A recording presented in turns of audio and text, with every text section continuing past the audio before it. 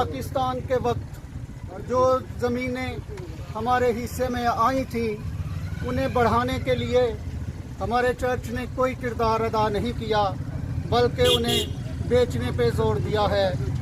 मैं यहूदा Oscar UP के इन भाइयों को बता देना चाहता हूँ कि मेरी कौम जाग चुकी है।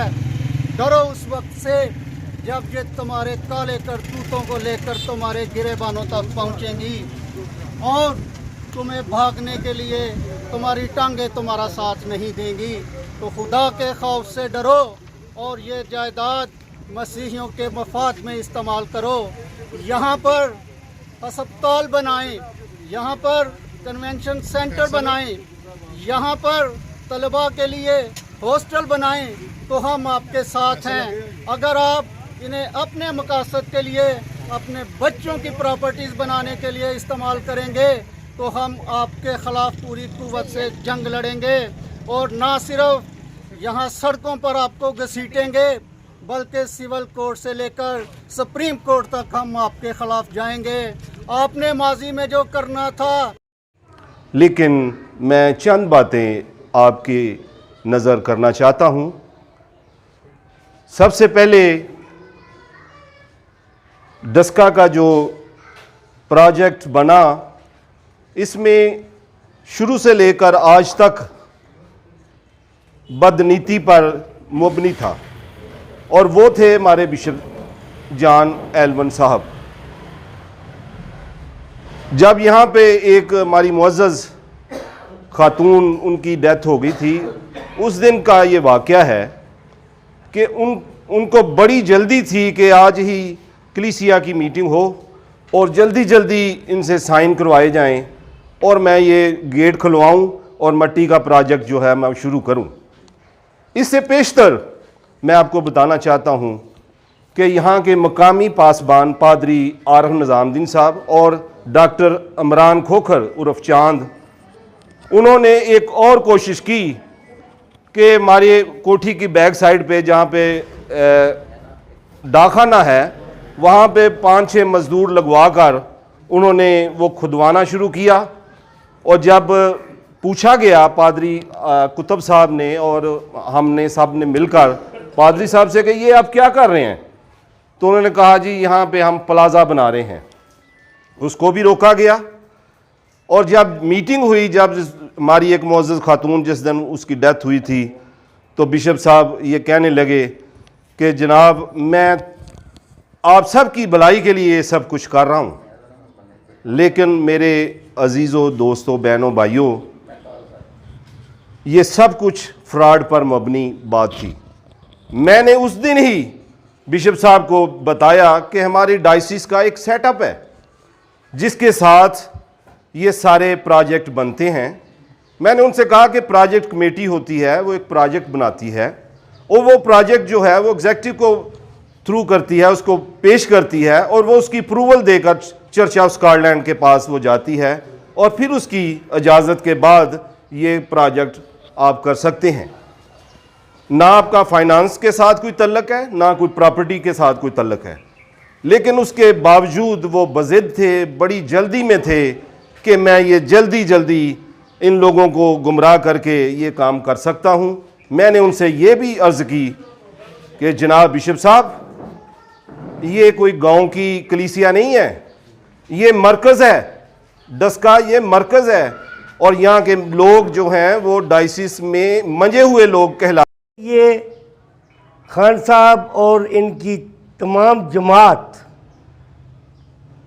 लीगल तौर पर और इंतज़ामी तौर पर तगोदो कर रही है। ये इसका सौदा 20,018 में हो चुका है और बिशप साहब और उनके साथ दाएं बाएं लोग खड़े होने वाले हैं, वो हमसे छिपा कर रखते हैं।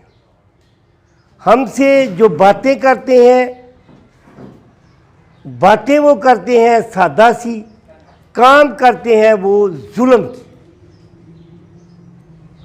हमें ये डिस्पेंसरी या हॉल बनाने की लॉलीपॉप देते हैं और 6 कनाल ज़मीन में ये मिट्टी डाल देते हैं और मैं आपको ये सच बताता हूँ कि हम जब ये ज़मीन पर मिट्टी डाल रही थी तो उस वक़्त हमारे दिल खून के आंसू रो रहे थे कि बिशप साहब ने हमसे ये क्या किया। कहा आज हमें बड़ा दुख और अफसोस हुआ है कि हमारे चर्च लीडर, हमारे बिशप साहबान, हमारे पादरी साहबान, जो कि जिनको हम अपने मजहबी लीडर समझते हैं, उनसे साबित हो गया है कि वो हमारे प्रॉपर्टियों के, हमारे चर्चों को बेचने पर तुले हुए हैं। लेकिन हम आज आपको ये यकीन दिलाते हैं कि मसीह तहरीक बेदारी का एक विजन है, एक काज है कि जहाँ पर जुल्म और ज़्यादती होगी हम वहाँ पर पहुँचेंगे। करते हैं बाजी पिंकी का, जिन्होंने ये महसूस किया कि डस्का कलीसिया में जो इस वक्त बेदारी तो बहुत पहले से है, लेकिन खड़े अब हुए हैं, हाँ, जगाने की ये कोशिश कर रहे हैं कि जो सोए हुए ज़हन, अभी भी कुछ लोग सोए हुए हैं। तो हमारी ये जो मसीह तहरीक है, इसका मकसद है कि जो सोए हुए हैं या सोना चाहते हैं उनको भी जगाएं। हाँ जी, हाँ जी, जागो मसीह दे प्यारे हो।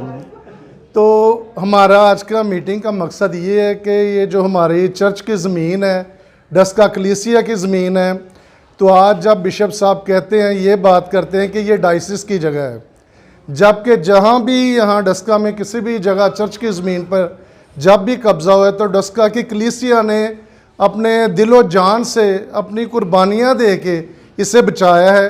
तो बेचने के लिए आ जाते हैं बिशप साहब।